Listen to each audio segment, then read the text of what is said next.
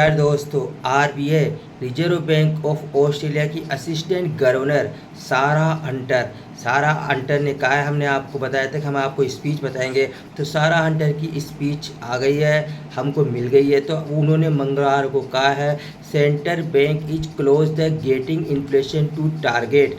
और उनके जो एडिशनल क्वार्टर क्या कह रहे हैं हम आपको बताते हैं। पहले हम आपको इंग्लिश में बताते हैं, फिर आपको हम थोड़ा सा हिंदी में बताएंगे। जो हिंदी के दर्शक हैं और जो इंग्लिश के हैं वो इंग्लिश में। पहला उनका आया है, फर्स्ट आया है risk around the outlook are balanced. दूसरा है, अगला है, नेक्स्ट है monetary policy impact with a delay have to be forward looking. Next है consumption is looking better position beginning to turn over.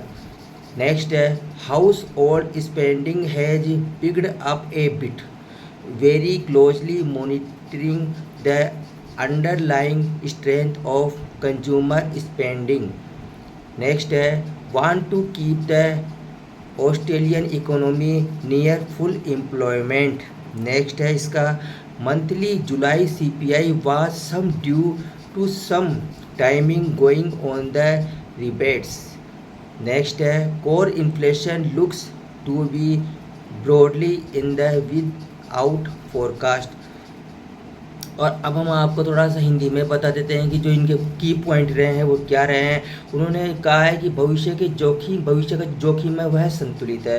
दूसरा उन्होंने कहा है कि मौद्रिक नीति का प्रभाव विलंबित है, इसलिए इसे भविष्योन्मुखी होना चाहिए। नेक्स्ट उन्होंने कहा है कि उपभोग बेहतर दिख रहा है, स्थिति में सुधार होने लगा है। उन्होंने नेक्स्ट कहा है घरेलू खर्च में थोड़ी वृद्धि हुई है। उन्होंने अगला कहा है उपभोक्ता खर्च की अंतर्निहित मजबूती पर कड़ी नज़र रखी जा रही है।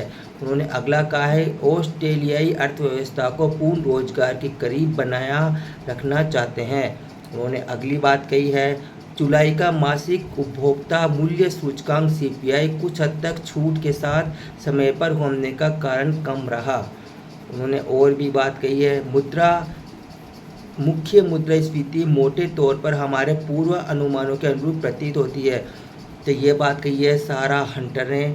यह है आरबीआई की असिस्टेंट गवर्नर। आप हमारे साथ में अपडेट बने रहिए। नमस्कार दोस्तों।